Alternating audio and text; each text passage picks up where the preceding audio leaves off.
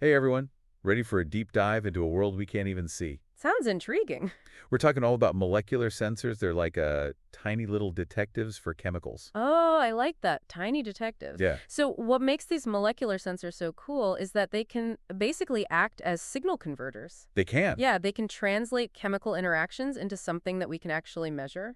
Okay, so they're kind of like, I don't know, reading the language of molecules and then reporting back to us. That's a great way to put it. Is it? Yeah, and not just any detectives. We're talking top-notch, super sleuths of the science world here. Oh wow, okay, so these are like the big leagues. Definitely. I mean, the sensitivity and selectivity that these sensors have is just mind-blowing. Really? They can pick out specific molecules even when they're present in super tiny amounts. Okay, hold on. How tiny are we talking? Like, give me an example. Okay, imagine trying to find a single grain of sugar, right? Yeah, But it's in an Olympic-sized swimming pool.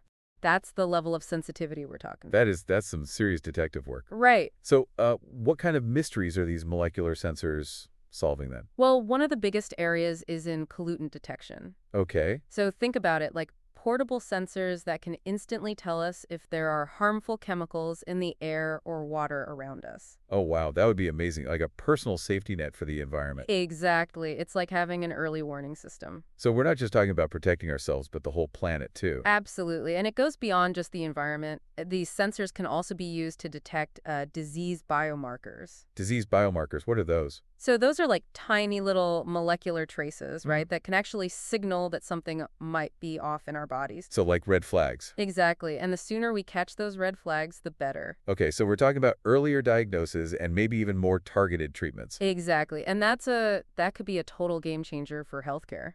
It sounds like it. I mean, it's incredible to think we can detect these tiny things. It really is. And honestly, we're just scratching the surface here. There's even more. Oh yeah, so much more to explore. Wow. Okay, this is already blowing my mind. Right. But let's dig a little deeper here. We've got these amazing molecular sensors, but how do we make them? Yeah, so it's this really fascinating combo of synthetic chemistry, right? Okay. And advanced signal processing. So scientists are basically designing and building these custom molecules. So it's almost like molecular architecture, Yeah, designing the perfect molecule for a specific job. exactly. And each one is designed to like see a specific chemical and then translate that interaction into a signal that we can measure. That makes sense, but what kind of signals are we talking about here? Like how does it send a message? Well, it could be a whole bunch of things. It could be a change in color, a flash of light, even an electrical current, like anything that we can actually pick up and measure. So it's like building a tiny little alarm system, right? And it Exactly. goes off when the target molecule shows up. Perfect analogy. Is it? Yeah, and as our signal processing gets even more advanced, these sensors can become even more sensitive and even more specific too. It's like we're fine-tuning their senses, making them even better detectives. Exactly. This is incredible.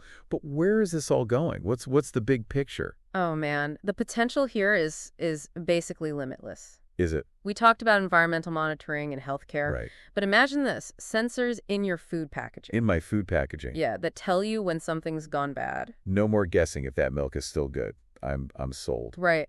Or how about sensors in your house Okay. that are monitoring the air quality and then they automatically adjust the ventilation? That's next level smart home stuff. Right. We're talking about a world where these sensors are like everywhere.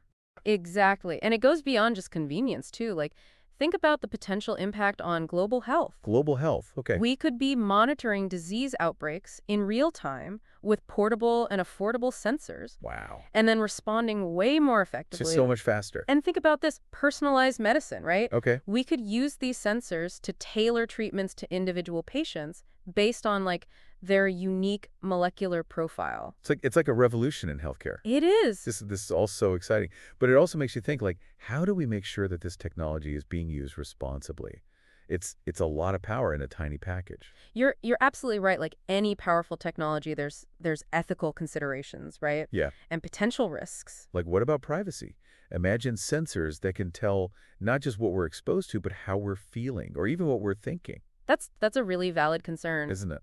And it's super important that we have these open and honest discussions about the ethics of this technology as it keeps advancing. Right, because it's not just about what's possible, but what's responsible, right? Exactly. And that brings us to an even bigger question. What's next for this whole field? Yeah, where do we go from here? We talked about integrating these sensors with electronics, but what about like pushing the limits of the sensors themselves? Yeah, it does feel like we're like right on the edge of this whole new world of sensing technology. It really does. So, what are some of the things that scientists are like working on right now? One of the coolest areas is self-healing sensors. Self-healing sensors. Yeah, That sounds like straight out of a sci-fi movie. it kind of is. So how does that even work? So researchers are using these special material, right, Okay. that can basically reassemble or regenerate like at a molecular level. At a molecular level, so if the sensor gets, I don't know, a crack or a tear It can actually heal itself. over time, Yeah, that's incredible. it's pretty amazing, right? Yeah, it would make these sensors, I mean, so much more durable. Oh, for sure. Especially in like really harsh environments. Exactly. And then there's this whole field of bio-inspired sensors. Okay, bio and So stuff. basically, we're learning from nature's best designs. Oh, I love that because nature's had what, billions of years to perfect all this stuff? Exactly. So much longer than we have. What kind of things are scientists looking at? Well, think about like a dog's nose. Okay. Well, Super sensitive. or the way a bat uses echolocation, right? In the dark. To navigate. So scientists are studying all of these systems to try to make sensors that are even better. So we're talking sensors that can like smell explosives or see through walls? Yeah, it's not impossible. It's wild. And then if you combine these like nature-inspired designs with all the advances in nanotechnology, Oh yeah, then we're talking about some really next level stuff. we are. Smaller, faster, more powerful. This is mind-blowing to think about all the possibilities. But for the average person out there, what does this actually mean? How will these like molecular sensors impact our daily lives? Well, I think one of the biggest things is that we're going to see these sensors in more and more devices, like everyday devices. Okay, like what? Think about smartphones that can analyze what's in your food. Analyze my food. Yeah, or wearable sensors that are tracking your health like constantly. It's like having like a personal lab on your wrist. Exactly. I could see my own health metrics and then make changes based on like real-time data. Exactly, you're in control. Wow. And then beyond just personal use, these sensors could like change entire industries? Oh, absolutely. Or- Smart farms that use sensors to like monitor the soil Okay. and get the best crop yields, or smart cities that can manage traffic and cut down on pollution. We're talking about like a smarter world A more efficient world, a more sustainable world. and a world that's like designed for our needs. Exactly. And it's becoming more and more connected, right, with the Internet of Things. The Internet of Things, All the right? sensors will be talking to each other and to us, So it's like this massive network of information. and we can use that information to make better decisions, solve bigger problems. It's exciting, but it's also a little bit, I don't know, intimidating. It is. It's a big change. But it sounds like molecular sensors are going to be a huge part of shaping the future. I think they're going to be essential. And then on that note, I think it's time to wrap up this amazing deep dive into the world of Molecular sensors. molecular sensors. But before we go, I want to leave everyone with one last thought. Okay, I'm listening. We've talked about how these sensors can detect things we can't even see, right? Revealing like hidden dangers and opening up all these amazing possibilities, but they're also kind of helping us to like see ourselves better. That's an interesting way to look at it. How so?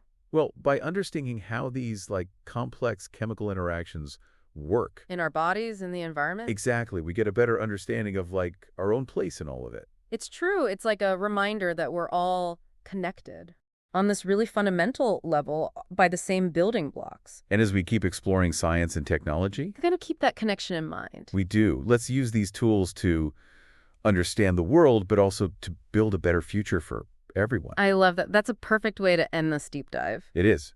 So until next time, keep exploring, keep asking questions, and keep that spirit of discovery alive. Yeah.